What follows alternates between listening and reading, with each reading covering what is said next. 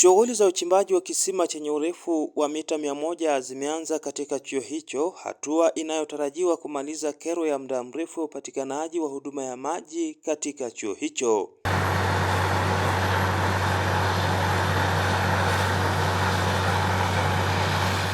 Katikati ya mwezi wa Ramadhani tulitoa tangazo tukiwa tunahitajia kisima kwa ajili ya maji kwa ajili ya hao wasichana wetu ambao wanasoma hapa.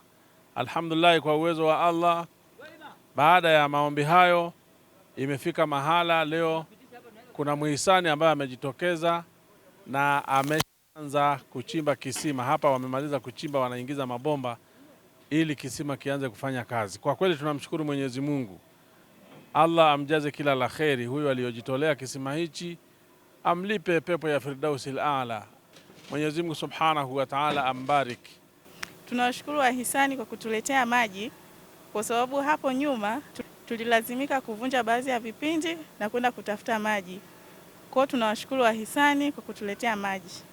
Maana kipindi cha nyuma tulikuwa tunateseka, maji yanakatika karibia wiki, tunateseka katika jambo la kufua, kutia udhu na mengineyo. Kwa kutuletea kisima tunashukuru sana, tutakuwa tunapata masomo kwa wakati, tunafua kwa wakati na tunaenda kuswali kwa wakati. Kwa hili tunawashukuru kwa kutupatia maji, tutakuwa tunafanya usafi kwa wakati, tunafua nguo zetu, tunafanya usafi vizuri.